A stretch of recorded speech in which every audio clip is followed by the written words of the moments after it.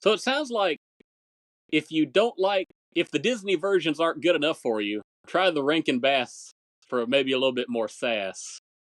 I'd like to see this whole series. I wonder if it's released anywhere in completeness. Not really. I think we talked a long time ago in a galaxy far, far away about the King Kong show, also by Rankin Bass. Oh, yes. Which is largely forgotten the history and really can't catch all the episodes. This one falls into a similar vein. Though I would guess you probably could find them on YouTube. There wouldn't be as many licensing problems, though, on all these fairy tales and public domain literature, I wouldn't think. Yeah, nothing to hear about lawsuits, so I think it's probably pretty good. On VHS, looks like Alice in Wonderland, Sleeping Beauty, International Snow White and the Seven Dwarfs, not domestic, and Tom Sawyer got VHS releases. Individual episodes, of course. Yeah. And then Classic Media released 10 episodes on 4 DVDs between 2006 and 2007. But they only went with 10. Oh, interesting. Yeah, I know. So they had a princess collection, which was Snow White, Cinderella, Sleeping Beauty, and Alice in Wonderland. And then you had Classic Adventures, Volume 1, 2, and 3. And it's just 2 or 3 random ones together.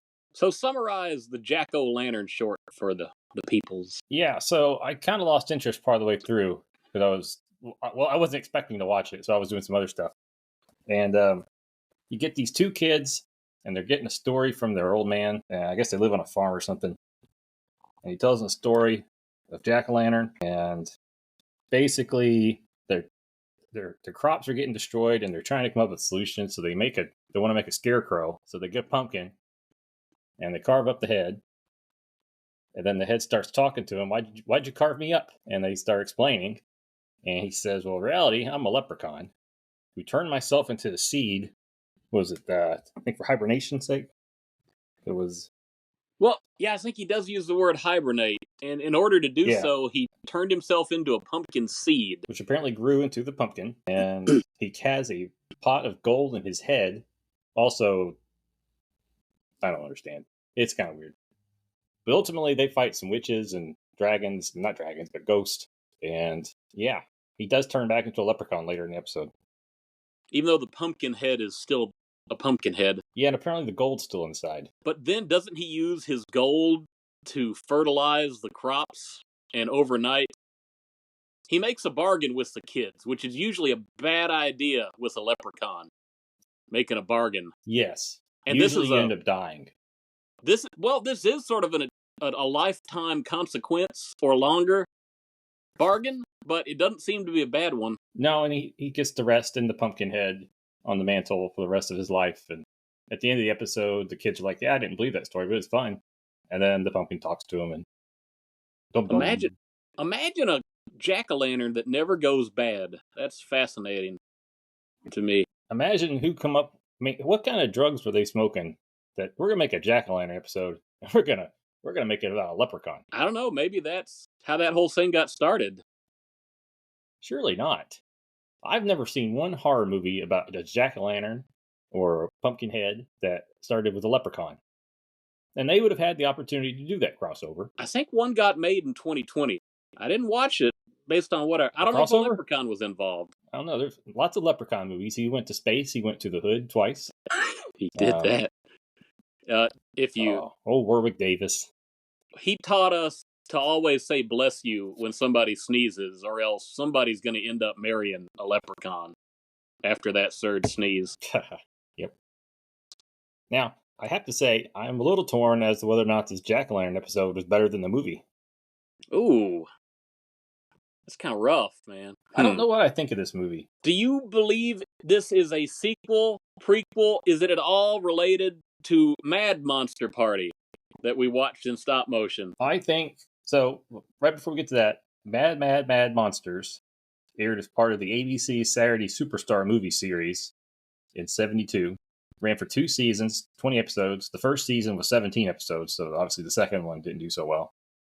I couldn't figure out the ratings, but I did find out it aired at 9:30 in the morning. Ooh. Rankin Bass produced 4 episodes for them. This one, and then check out these titles. Willie Mays and the Say Hey Kid. Whoa! About a guardian angel.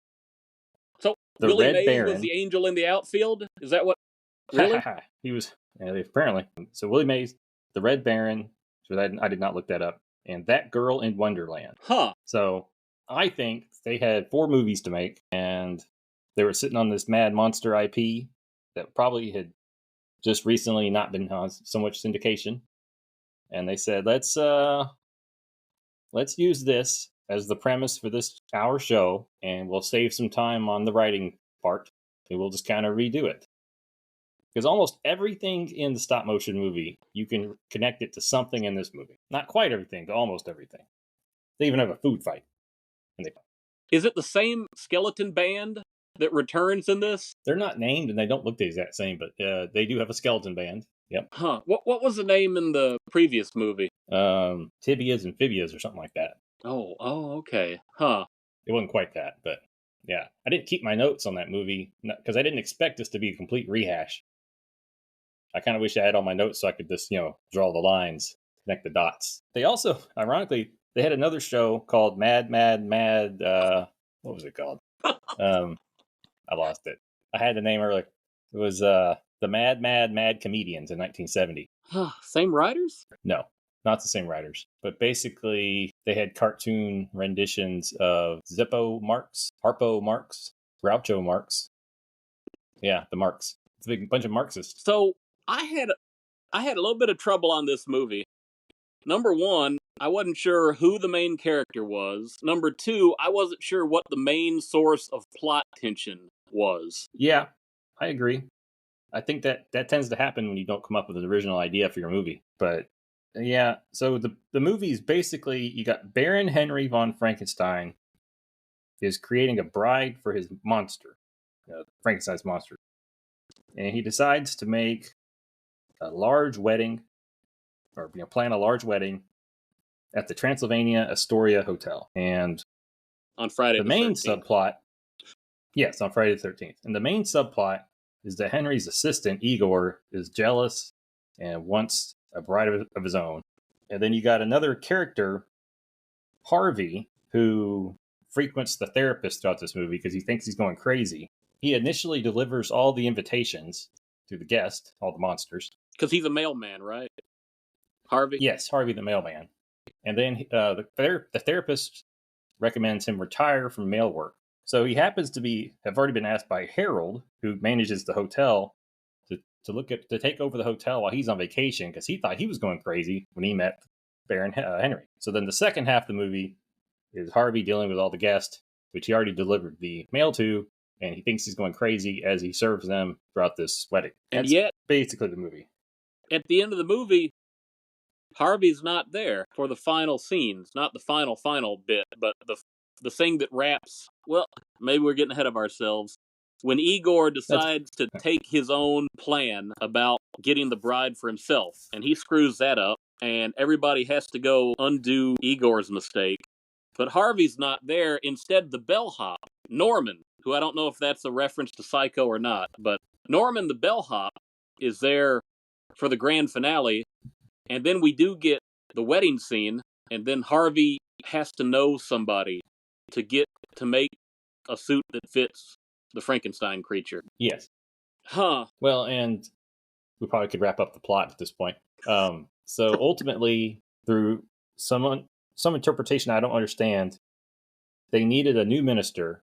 So Harvey, because he runs the hotel, is kind of like being a captain of a ship. Therefore, he could do the ceremony. And then, so was it Norman who knew the guy that could make a suit for the Frankenstein monster? Yeah, it was his uncle or something. Cousin. Okay. I wrote it down, but don't want to look it up. Yeah. So they get married, and the hotel falls down because when they kiss, the Baron realizes he made them with two different types of current and created a power surge. So Frankenstein monster is DC direct current, and the bride is AC alternating current, and that does it. Yeah, and that would have been a big hit with the kiddies in 1972. I think that must have inspired the Baron to then create the anti-life equation in Mad Monster Party. Although, I guess we should also say, in Mad Monster Party, Baron Frankenstein was named Boris in honor of Karlov, right? And here he's named Henry? Yes. Oh, man. Well, then we'll finish up the movie. We can jump back into specific plot points. So the movie ends with a therapist scene again, and the therapist tells him that, he's just imagining all this stuff, and when he gets, kind of stressed out, he just has him a drinky winky. That's a quote. Saturday morning cartoons right there. And he pours himself a glass of what appears, he pours himself a glass of what appears to be bourbon. Again, nice cartoon reference for 9:30 in the morning. And Harvey thanks him and then calls him, thanks you, Dr. Jekyll. And then they go back to Jekyll. He's turned into Hyde and he chases him. And the credits roll. All the monsters jump in on the chase. The bellboy starts chasing also because he wants to complete his autograph collection, which was a subplot throughout the movie. Yeah. And the movie ends. Well, we get to see the fruits of the marriage union between the creature and the bride. A third creature's been created. I want to know more about that. Do you? No. Probably better. The less I know, the better. I think it has bolts in the neck and stitches on the forehead and a full head of hair, I think. So where to start on some of these things? So, again, almost everything in this movie is pulled in some way or the other from the previous movie, Mad Monster. Even Harold, the initial owner of the hotel or manager, what was that kid in the last movie? Well, not really a kid. The nephew. Oh, you mean the main character by Alan Swift? Yeah. So it was the Jimmy Stewart imitations. Yeah, I'm going to look this up, and I can edit this post and make it a little smoother. We should mention Alan Swift is back to do most of the voices in this movie, even though Boris Karloff was dead, so somebody had to do an imitation of him. All right, Felix Flanken.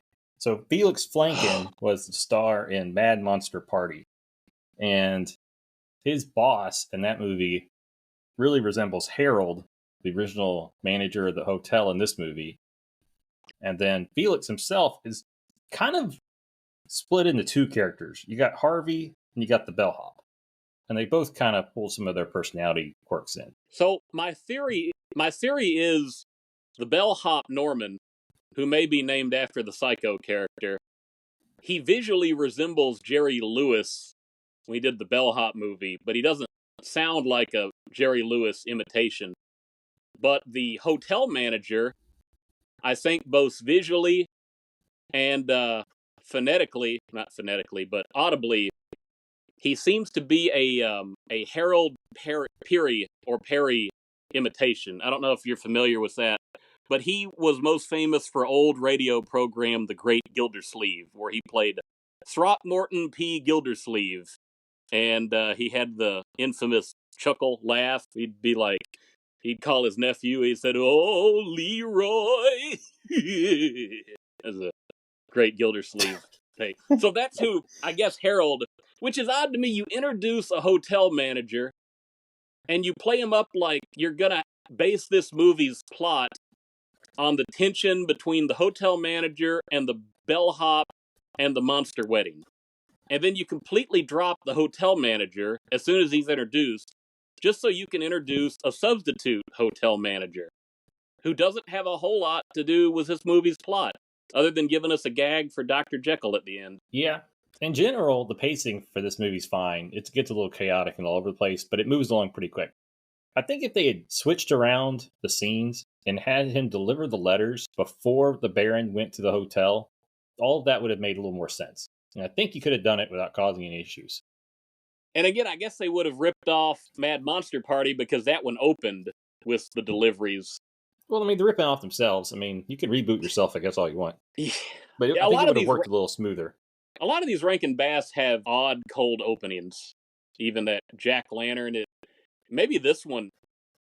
Hey, this movie, I think, opened with the Baron and Igor riding in their sports car. And there's a somewhat later scene where they do it again. Do you think they kill a guy indirectly, or they're responsible for a guy getting killed when he runs off the road, hits a tree, and seems to have a basal skull fracture? I don't know. I don't know if I caught that skull fracture part. The car goes off the road and just hits the tree hard, comes to a complete stop because of the way Igor was driving, and his head just goes forward and stops limp. So that looked rough right there. I don't think Igor's got much in there. There's there's a line the Baron gives to Igor about, there's not many mad scientists hiring right now, and he said, I thank you for your work. Spare parts are really hard to find, which may suggest the Baron took something out of Igor to help put the bride together, maybe. That's possible. My best theory for how this movie could be connected to Mad Monster Party is that Igor kills Harvey and the bellhop. Ooh. And then the Baron uses those parts to create the robot Felix. Oh, I like it. That makes a lot of sense to me in universe. Yeah. It's a shame we didn't get the third part of the trilogy. Tie all the loose ends together. I really thought because I complained in the last, I didn't complain. We talked about all the monsters being annihilated by the blue juice in an explosion. And we were trying to figure out who else was left, and I pitched around the idea of Igor, the other hunchback. We got the Notre Dame hunchback in that movie, but we didn't see or hear anything about Igor, and the Baron has a completely different assistant. So I figured there was an Igor backstory, and when I saw him introduced in this movie at the very first scene and the tension with Frankenstein, I said, this is going to be the story of the great divide and the schism and the falling out between the Baron and Igor, and why we don't see him in Mad Monster Party. And it had all the ingredients to do that, but it never did. No, this movie feels unfinished, like it needed part 2. So, a couple things I just want to make sure we don't miss. So, the Lady Frankenstein creature thing. So, is it a plot hole that in the first scene that she's introduced, you have creatures looking at her through the window, and she looks like she's combing her hair? Yeah. But then we find that she's not alive yet. Frankenstein finishes the creation later in the movie.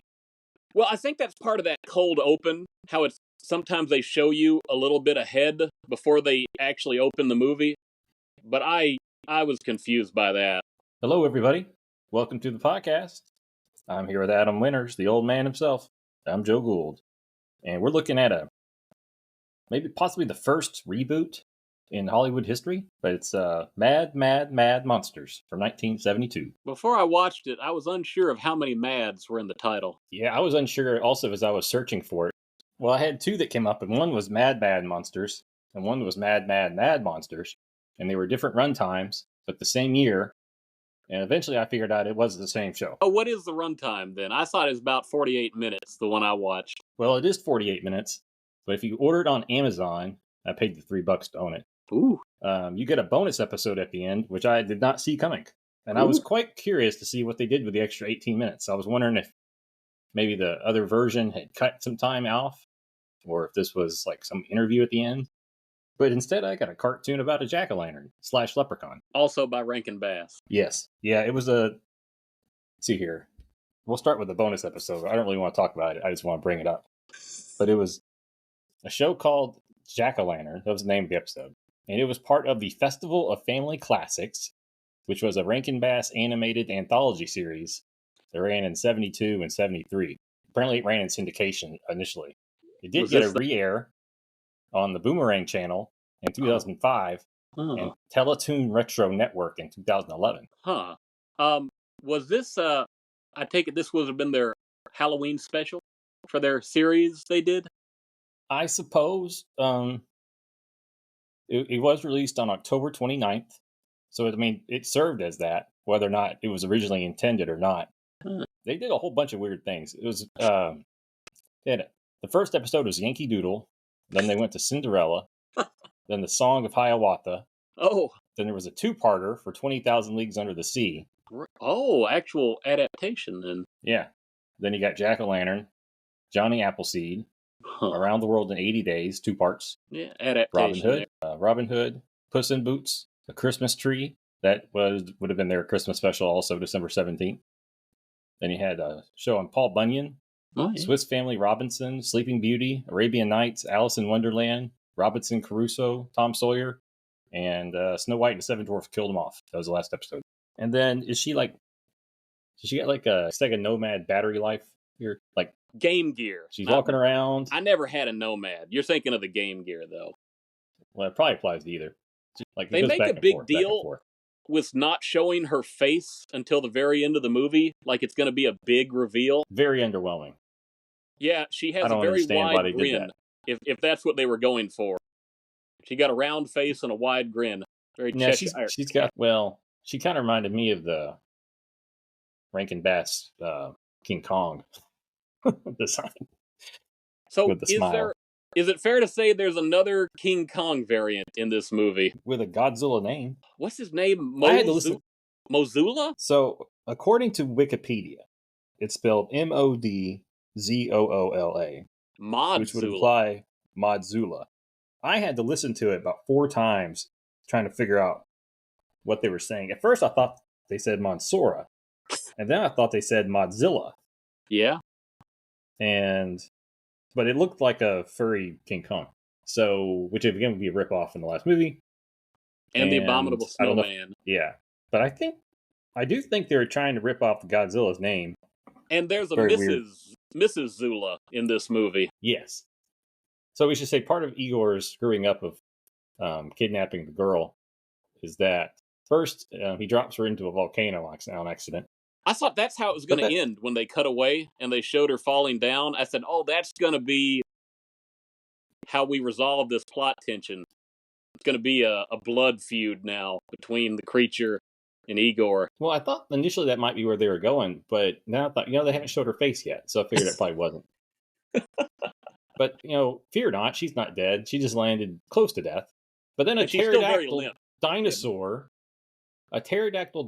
flies down into the volcano and picks her up. That's sorry. Easy enough to believe. No, that's all right. Why wouldn't it be a giant bat? It's a monster movie. If we acknowledge... Why are we bringing in dinosaurs? If we acknowledge a King Kong-type creature exists in this reality, why should we not also affirm pterodactyls and a few wild dinosaurs out there? It's pretty random. I'll give you that. And then the pterodactyl drops her off. Igor chases. Igor accidentally buries themselves in rocks. And then you think that he's got her. And then you got Rosart, Godzilla, Kong come up and take her and climb away with her. And then Igor goes and repents of his sins to the Baron. And the monsters form a big mob, ironically. And they're about to go figure out what to do. And then Mrs. Zilla says, stop hanging out with those other ladies. And makes them put her down. Gives her back. So there's no big fight. No. And that, I think, at that moment, it becomes clear what this movie is really all about. Which is? I missed it. The plot tension is nagging wives. I don't know if you picked up on those cues.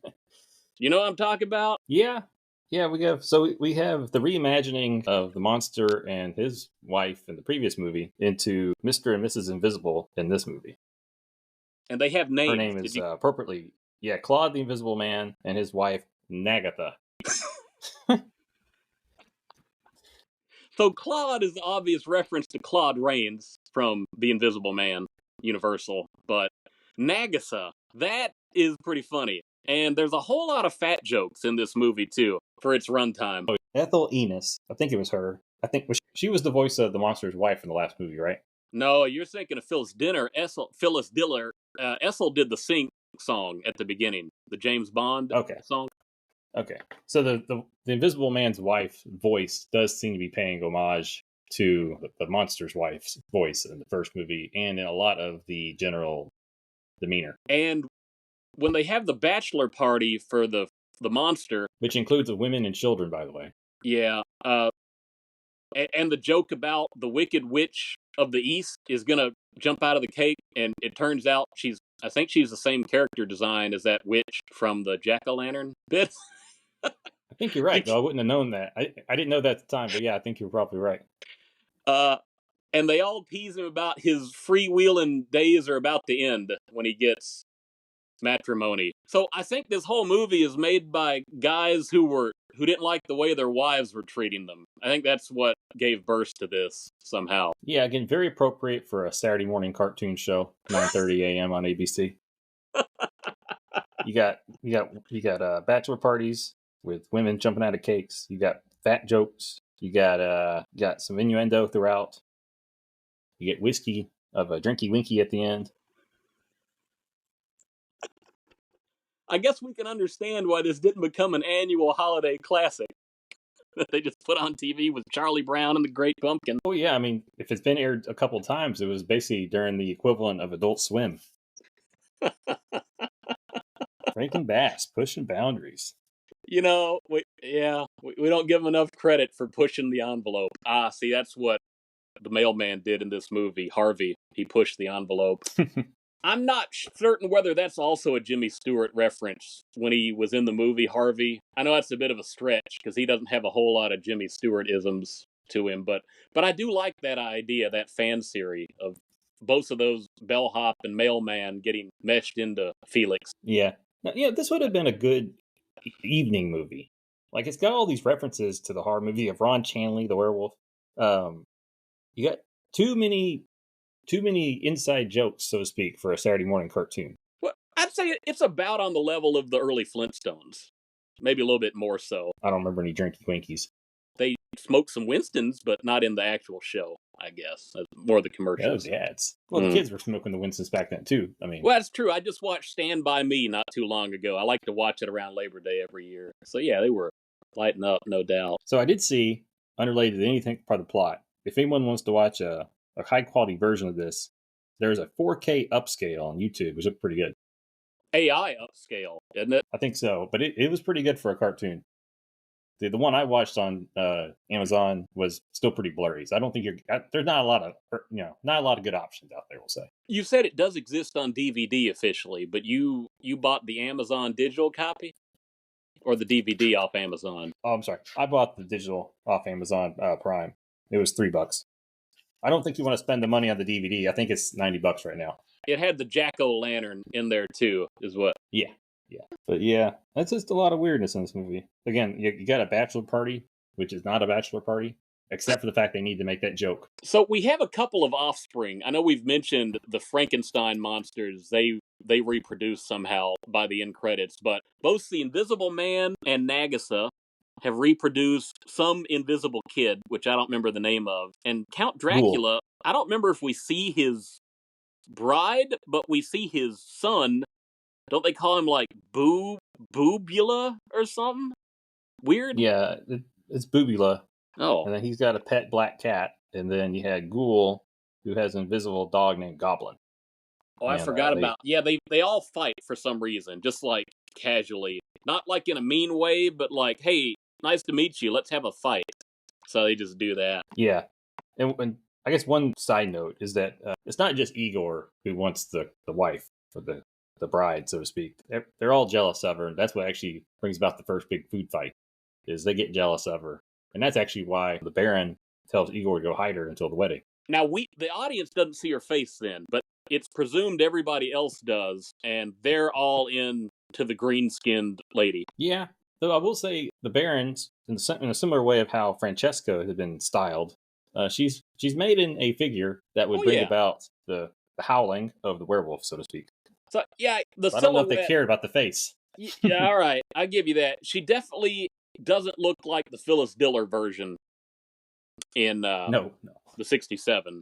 Yeah. Now, I like the fact that the werewolf in this movie gets speaking parts, and we actually get to see him change, although I think his human form looks pretty much like his werewolf form, too. Yeah, it's basically shorter hair. I'm almost surprised that they pushed the envelope that far in the way he looked, considering his name. Give it to me again, the Chaney joke on how they did that. Well, it's just, what do you mean?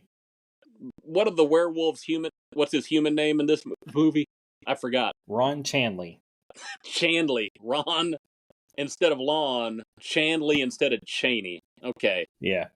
So, like I said, I know they're paying homage. I'm surprised that they made the visual as close, just because of how scared everyone is of Universal. They do have that Chaney build to him, and a bit of the hunch that he had in a lot of the movies.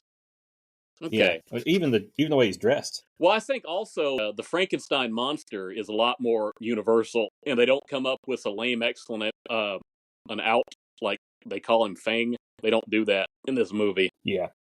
I like the animation. It has a familiar Rankin Bass character model, like you see in a lot of their stuff from the time period, but it has some good flow. I guess we call it looks good in motion. Oh yeah, I was very impressed with the animation. It was the plot that had a problem. There wasn't one, but There's no standout moments that I can think of that really make you go wow, but it's not that they weren't capable of doing it. It's just somehow they weren't terribly ambitious on what they wanted to do with this, and I think they probably squandered an opportunity to do some really interesting stuff with their subject matter. yeah.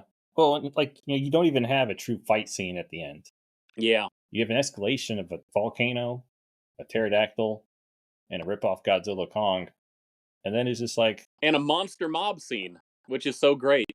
And yeah, the bellhop boy goes with them. you had more chaos in the hotel at the beginning via the creature in the lagoon and the pool. Like that was like the most chaotic moment probably in the movie, that and the food fight.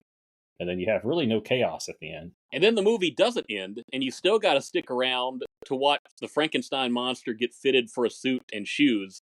And I am a little bit amused. They put everything on backward. They put the shoes on first. They shoved the pants over the shoes that ripped it. And they put the shirt on over the pants, so it's not even tucked in. And then they put the jacket on, which I guess is right there.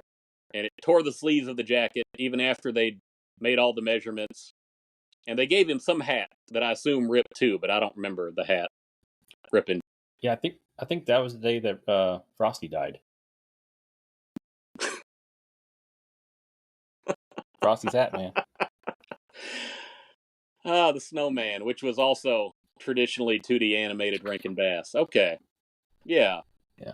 Yeah. One problem with this movie is all the names start with H. You got Henry, They Harvey, and do. Harold. So Harold is an intentional reference to the actor, but they decided not to make him a major character. And they replace him with, oh, I forgot, Harvey. Frankenstein was a Henry.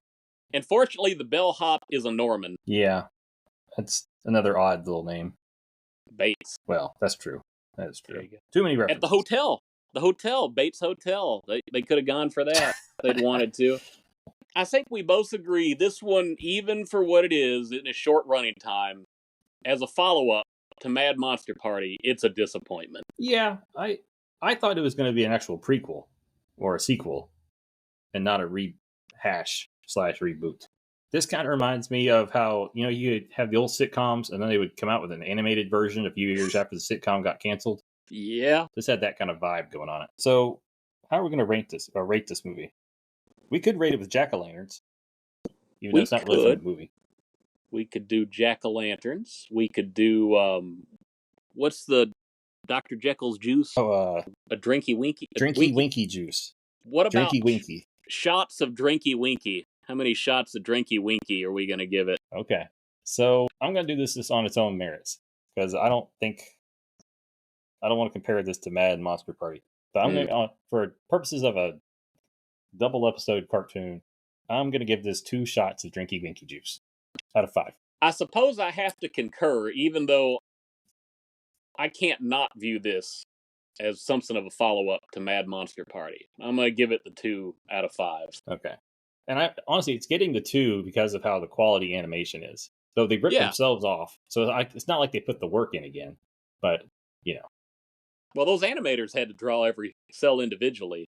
But everything does look good. And I feel like if I ever found a great deal on animation art from this, I would definitely consider buying it. So it's not a total loss, but as a finished product, it's a letdown. I will say this, to go back to your earlier point, the Jack-o'-lantern short is a little bit more interesting as a plot than this movie is. Well, it's because we hadn't seen that plot before. Yeah.